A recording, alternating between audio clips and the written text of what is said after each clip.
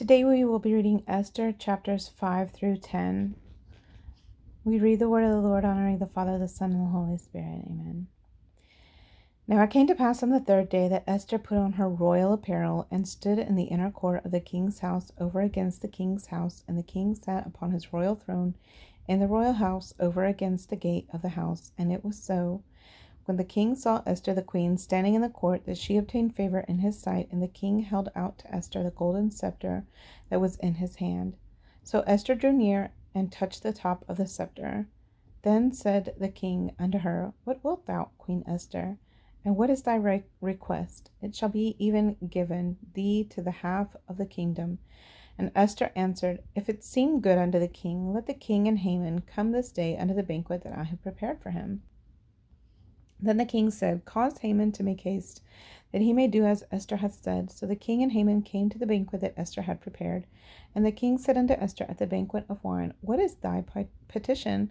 And it shall be granted thee. And what is thy request? Even to the half of the kingdom it shall be performed. Then answered Esther and said, My petition and my request is, if I have found favor in the sight of the king, and if it please the king to grant my petition and to perform my request, let the king and Haman come to the banquet that I shall prepare for them, and I will do tomorrow as the king hath said. Then went Haman forth that day, joyful with a glad heart. But when Haman saw Mordecai in the king's gate, that he stood not up nor moved for him, he was full of indignation against Mordecai.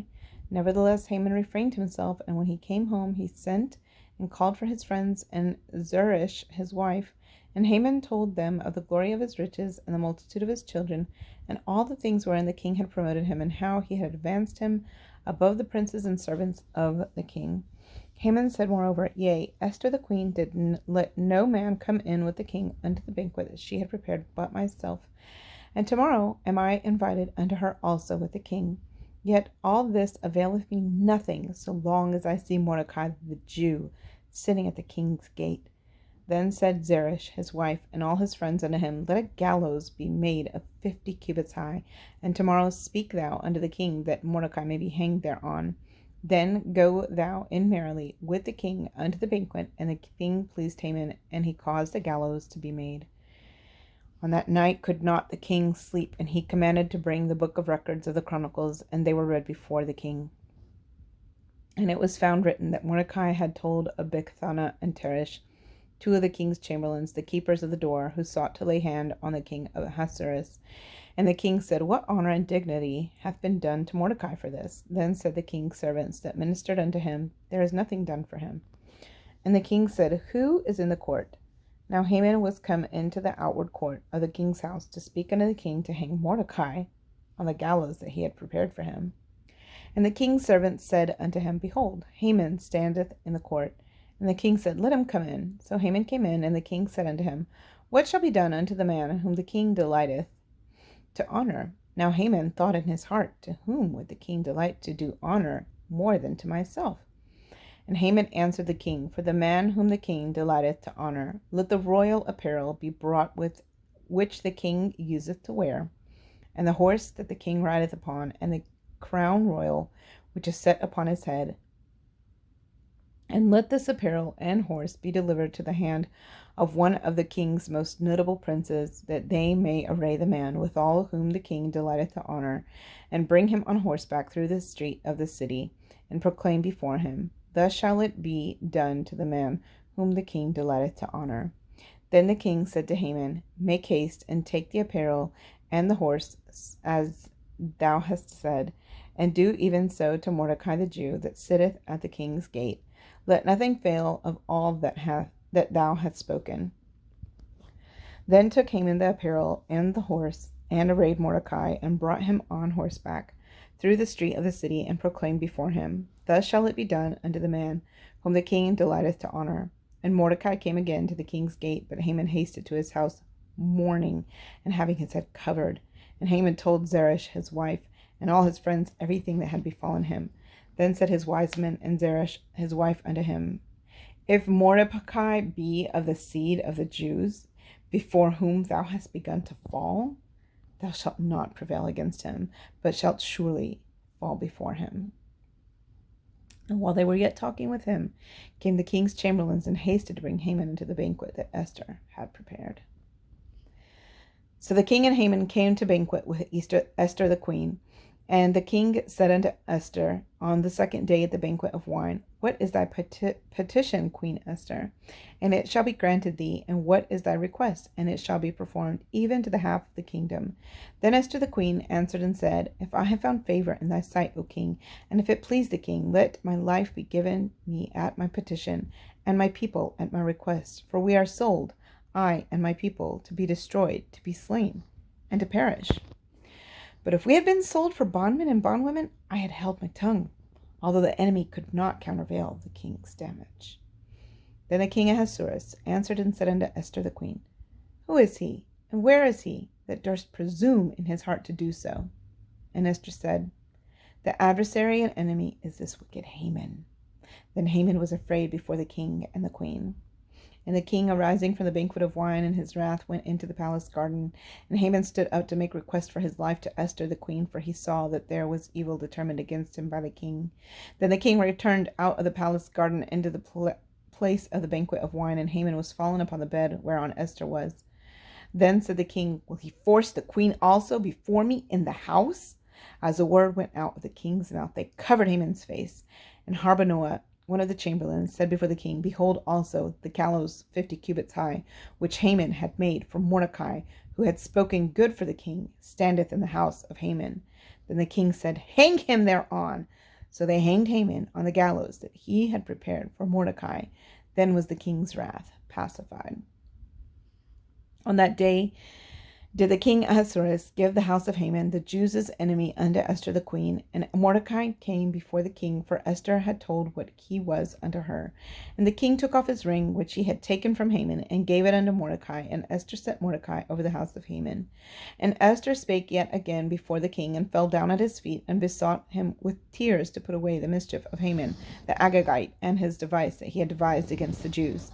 Then the king held out the golden scepter toward Esther. So Esther arose and stood before the king, and said, If it please the king, and if I have found favor in his sight, and the things seem right before the king, and I be pleasing in his eyes, let it be written to reverse the letters devised by Haman, the son of Hammedatha the Agagite, which he wrote to destroy the Jews, which are in all the king's provinces. For how can I endure to see the evil that shall come unto my people? Or how can I endure to see the destruction of my kindred? Then the king Ahasuerus said unto Esther the queen and to Mordecai the Jew, Behold, I have given Esther the house of Haman, and him they have hanged upon the gallows, because he laid his hand upon the Jews. Write ye also for the Jews, as it liketh you, in the king's name, and seal it with the king's ring.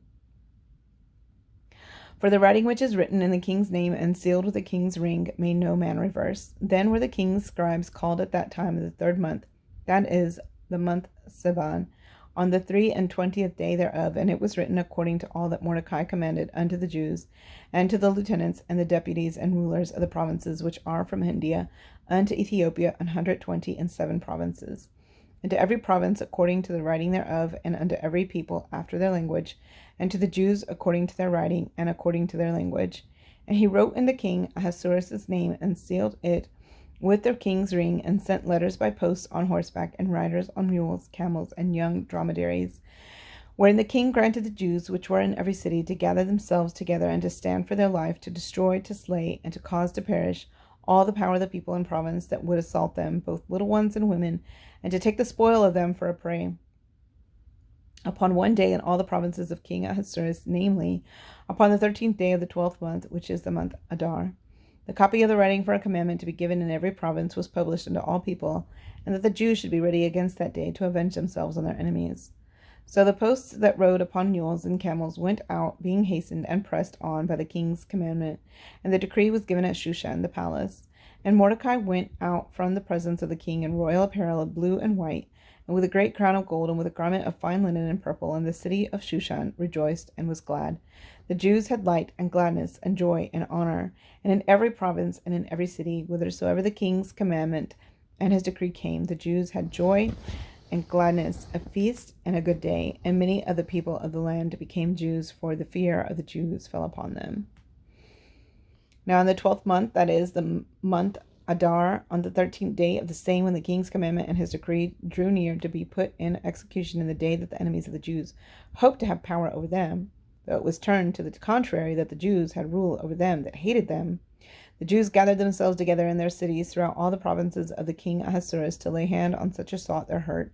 And no man could withstand them, for the fear of them fell upon all people, and all the rulers of the provinces, and the lieutenants, and the deputies, and officers of the king helped the Jews, because the fear of Mordecai fell upon them. For Mordecai was great in the king's house, and his fame went out throughout all the provinces.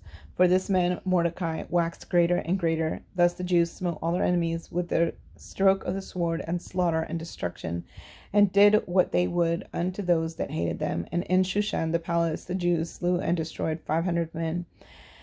And Parshandatha, and Dalphon, and Aspatha, and Paratha, and Adalia, and Aridatha, and Parmashtha, and Arisai, and Aridai, and Vajisatha, the 10 sons of Haman, the son of Hammedatha, the enemy of the Jews, slew they.